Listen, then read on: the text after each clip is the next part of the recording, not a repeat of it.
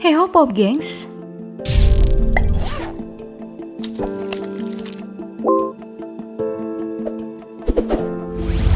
udah pada tahu belum? Kalau sejak tahun 2021 lalu, jumlah pulau di Indonesia itu udah mencapai 17.000 pulau loh. Wah, banyak banget ya. Gak heran kalau banyak negara yang main klaim akhirnya berbuntut sengketa panjang di wilayah perbatasan. Mau tahu negara apa aja? Simak sampai habis ya. Negara pertama, siapa lagi kalau bukan negara tetangga kita, negeri jiran Malaysia. Sejak tahun 1967 sudah terjadi sengketa atas dua pulau, yaitu Pulau Sipadan dan Pulau Ligitan, yang berada di perbatasan Kalimantan Timur, tepatnya di wilayah Selat Malaka bagian selatan dan Laut Sulawesi. Hingga akhirnya pada tahun 2002 Mahkamah Internasional memutuskan bahwa kepemilikan Pulau Sipadan dan Ligitan jatuh pada Malaysia. Sengketa ini terjadi karena adanya perbedaan konsepsi dalam penentuan batas laut antara Indonesia dan Malaysia. Di tahun 2002, tepatnya pada pemerintahan Megawati Soekarno Putri, Mahkamah Internasional sempat memutuskan bahwa kepemilikan Pulau Sipadan dan Ligitan jatuh pada Malaysia berdasarkan bukti-bukti sejarah yang diterima Mahkamah Internasional dari Malaysia. Dokumen dari pihak Malaysia membuktikan bahwa Inggris yang dulunya sempat menjajah Malaysia lebih dulu memasuki Pulau Sipadan dan Ligitan dengan membangun mercusuar dan konservasi penyu. Sedangkan Belanda yang menjajah Indonesia kala itu hanya terbukti pernah singgah di Pulau Sipadan dan Ligitan, namun tidak melakukan apapun. Malaysia juga terbukti sejak lama telah melakukan berbagai penguasaan efektif terhadap kedua kepulauan ini. Mulai dari membuat aturan perlindungan satwa burung, memungut pajak atas pengumpulan telur penyu, dan operasi mercusuar.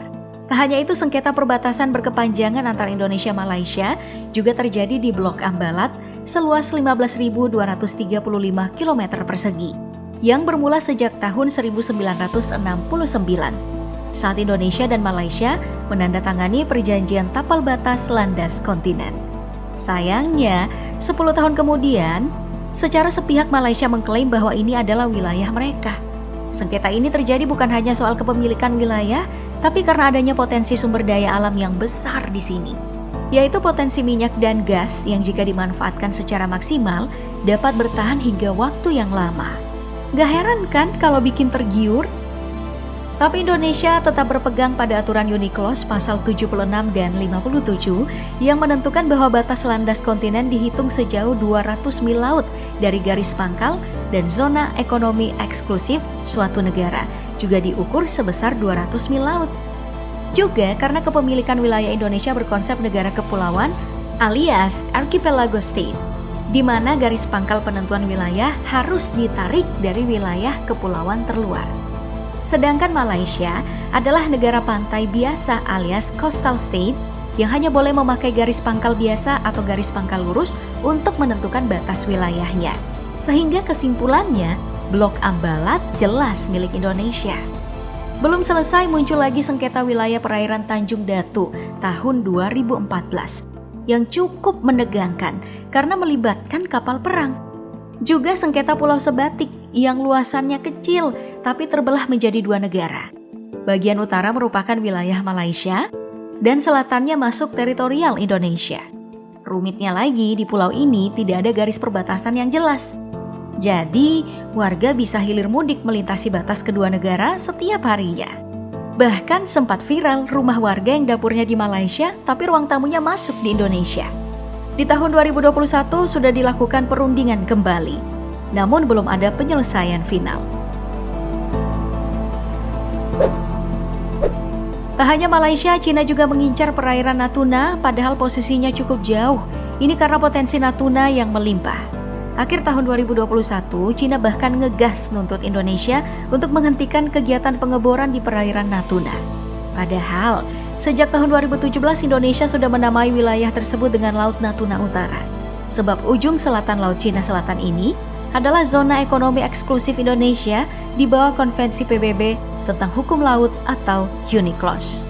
Sayangnya Cina yang keberatan bersikeras bahwa perairan tersebut berada dalam klaim teritorialnya yang luas di Laut Cina Selatan karena ditandai dengan 9 garis putus-putus atau 9 dash line Tapi klaim itu tidak didukung oleh batas koordinat dan geografis, sehingga menjadi sangat elastis klaimnya.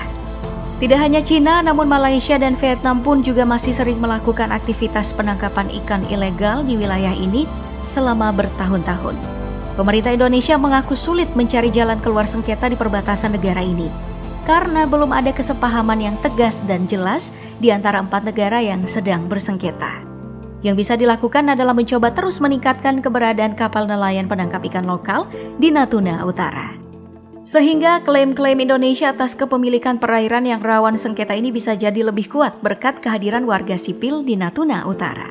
Sejak bulan Mei 2022, Guru Besar Ilmu Hukum Internasional Kemaritiman Universitas Diponegoro, Edi Pratomo, mengusulkan pentingnya membentuk tim negosiator yang terdiri dari bidang ilmu berbeda dalam proses perundingan penetapan batas maritim. Misalnya dari bidang hukum politik, ilmu kebumian, ekonomi, sumber daya alam, dan geospasial. Ya, semoga saja bisa segera selesai ya sengketanya. Selain itu, Indonesia juga bersengketa wilayah dengan Australia, memperebutkan Pulau Pasir atau Ashmore Island yang sempat memicu perdebatan panjang dan trending di Twitter. Soalnya kalau secara kedekatan wilayah, jaraknya emang lebih dekat ke Indonesia, yaitu 120 km dari Pulau Rote NTT. Sedangkan kalau dibandingkan dengan jarak ke pantai barat utara Australia mencapai 320 km. Terus masyarakat adat Laut Timor juga mengungkapkan kalau secara sejarah dan budaya, pulau ini sudah dihuni oleh masyarakat Rote sejak 500 tahun yang lalu.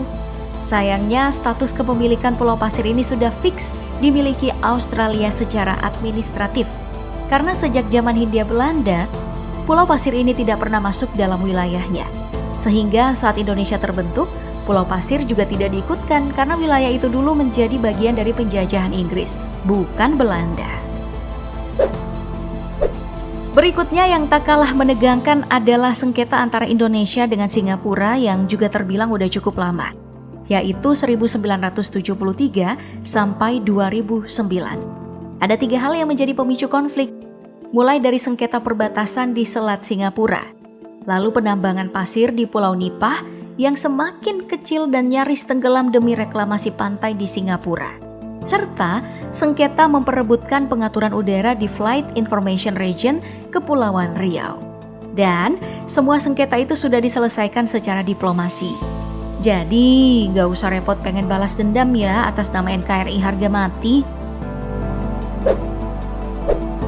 Sedangkan sengketa wilayah antar Indonesia dan Timor Leste tentu tidak dapat terhindarkan, karena sejarahnya Timor Leste pernah menjadi provinsi Indonesia. Nah, wilayah yang menjadi sengketa di Timor Leste ini adalah distrik Okuse, yang merupakan enclave atau bagian dari suatu wilayah negara yang dikelilingi wilayah negara lain. Atau kalau dilihat dari peta, memang wilayah ini masuk dalam provinsi Nusa Tenggara Timur. Dan masalah ini juga belum selesai sejak terakhir kali dibahas pada tahun 2019.